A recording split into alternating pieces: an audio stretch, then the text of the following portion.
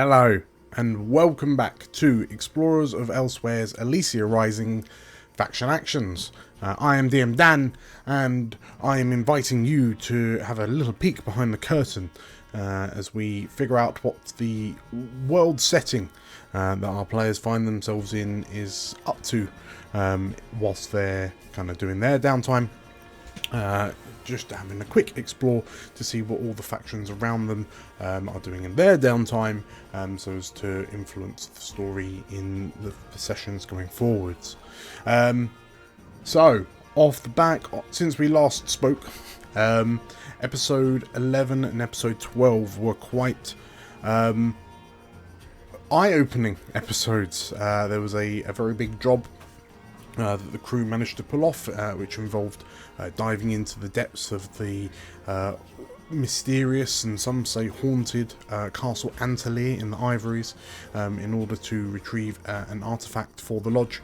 And in the downtime in episode 12, the crew found out all sorts of things. Algernon's seemingly growing family tree, and the mystery behind Tavarien now that they've had a chance to speak to her, and the reveal of this mysterious heart of Elysia. So yeah, lots of stuff to kind of chew on. Interestingly, looking through it, there wasn't a whole lot of kind of faction interaction. Whilst in the Castle Elysia job, there were representatives from the Children of Aya and theoretically the Ornashi, thanks to Alejandro, a person from Atta's past. Yeah, they didn't really kind of mesh with one another. So, off the back of that, it's actually a very quick kind of relationships update. Having successfully completed the job for the Lodge Reticent, the crew have gained a pip of reputation with them, taking them up to +1. And that therefore changes the overall Pillars clock back up to +2, after having recently dropped when they lost a bit of favour with the Chainbearers in Odelmerce. Yeah, looking through it, that's basically it. And as I say, the factions themselves didn't really interact with one another over the space of the last 2 episodes, so there's not really anything to worry about in the background there either. Which takes us on to the actions themselves that the various factions are up to. So when we finished the episode 10 faction actions, we noticed that four of the factions are due to complete their next task, whilst another 5 are only 2 pips, well 6 even, are only 2 pips away. So there's going to be lots of dice rolling, and whatever happens, Elysia is going to look quite different when we dive into episode 13. So let's crack on and see what is what. So first things first, the City Watch. We'll start with the Guard. So the City Watch are a tier 3 faction. So let's go ahead. Although I believe we were rolling 2 dice because they're kind of fractured into various war bands across the city. And let's see how they do in terms of finding a new leader. There's clearly been a bit more friction than before. So a result of 3 means only 1 pip. They are 1 away from having a new leader emerge. The Black Guard. So they successfully completed their objective, which was to secure the keep for nefarious, mysterious means. Which means that they have a new task to perform. And I can reveal that they are now trying to find the Heart Speaker. And quite who or what the Heart Speaker is, well, I'm not going to confirm it now. You'll have to watch to find out. But they are going to crack straight on now that home base has been resecured. They are a tier 6 faction, so a whopping 6 dice gives them A single 6, so that's 1 success. So that is 3 segments of their new 6 o'clock. They are already halfway to finding the heart speaker. And last but not least, the EIC. They are attempting to unmask the leader of the marionettes. Now, we know that they cannot fail. They're going to get at least 1 pip, but for prosperity's sake, let's roll the dice just in case it's like a critical. It's not a critical, but it is a 6. So they have successfully unmasked the leader of the marionettes. Dum dum dum. Speaking of which, the marionettes, they are still attempting to find the source of the veil. So are they going to achieve that before the EIC come knocking on Songbird's doors? They are tier 3. And oh, they are not. Things are not going well for Songbird. So that is 1 pip off the back of a 3. So they are 6 of 8 towards completing their objective of finding the source of the veil. The cobbles. So Musto had a bit of a rough start, but things have picked up slightly as they plan the Bell Tower prison break. Let's see how he's getting on. A 6. Hooray! Musto has successfully planned a Bell Tower. I don't know why I'm so surprised. He successfully planned a Bell Tower prison break. Good for him. Good for him. I'll probably see that pan out in a future episode. Next up, the Oneshi. They are once again attempting to infiltrate a rival faction. Once again, they can't fail that, but we'll roll it anyway. So they are tier 3. So that is 3 dice. And that looks like a 6. So that is 3 pips, but kind of moot. It completes the clock.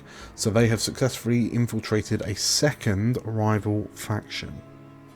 Next up, moving to the pillars. So starting with the Chainbearer, they are trying to build the Shroud, whatever the Shroud may be. I mean, we kind of already know, but if you're not sure, you'll have to go back and watch to find out. 3 dice. 6. That is 3 pips. Ooh, they are at 7 of 8. So only 1 pip left before the construction of the Shroud begins proper. Next up, the Tellers. They've been desperately trying to boot out the cobbles ever since Musto got a foot in Old Town. And not doing a very good job. So the Tellers are a tier 2. Let's see how they get on. That's a 6.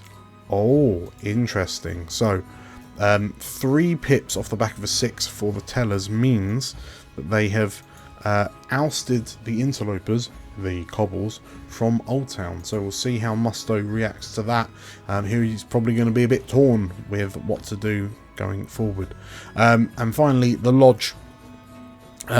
So off the back of episode 11, the party have done the Lodge a favour, so I'm not going to roll. I'm just going to immediately complete their clock to usurp power and control.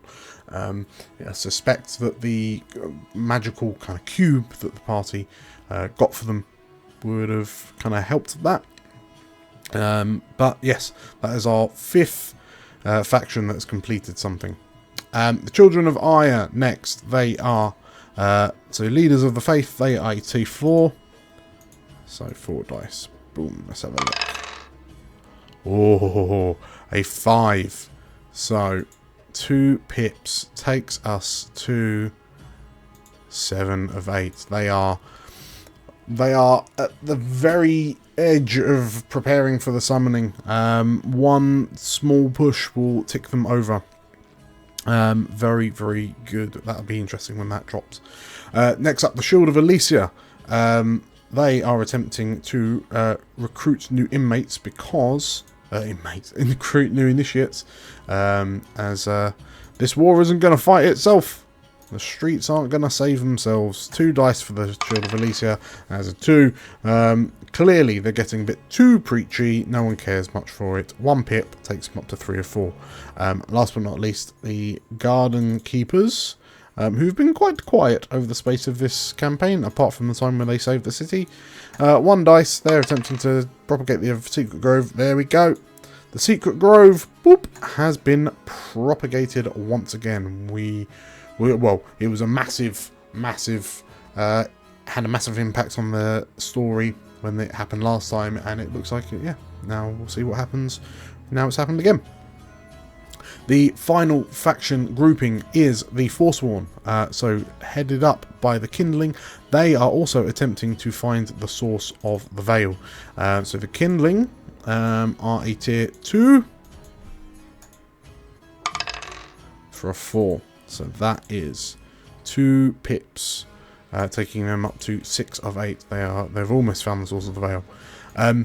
We next come to the Hollow. So they completed their objective to obtain test subjects, which means we now have a new clock. It is once again a 6 clock, and I can reveal that they are now attempting to empower the Hollow Man. So the Hollow being a tier 2 faction, let's see how they get on.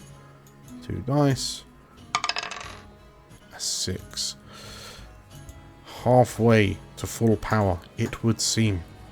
And last but not least, the Orchestra. Again, also been keeping kind of quiet. The Orchestra is a tier 2 faction as well. They've completed the... They're attempting to add to the Cacophony. They've completed it once. They're attempting to complete it again. Let's see how they get on. 5. That is all they need to add to the Cacophony. So, with that clock completed, we have a grand total of 7 completed actions across the 15 factions. So yeah, there's going to be a lot of friction as all the different factions kind of shift and change position and move against one another. And our poor little crew will be right at the epicenter of it. I'm sure they'll be fine though. And that is pretty much it. So, if you like this, make sure to hit the like button and comment down below. If nothing else, what do you think some of the 7 factions that have recently just completed one of their actions? What do you think the new actions for one of them is going to be? Chuck your ideas in the description, in the comments below. That'd be good to see. And if you want to see the repercussions of what we've rolled out here, then make sure to hit the subscribe button and the bell icon for notifications when we release new content. We're releasing that very, very regularly. We won't want you to miss it. And like, the story is truly heating up now. So yeah, just don't want you to miss it really. Cool. That is pretty much it. Thank you for watching. We'll see you next time. Bye bye.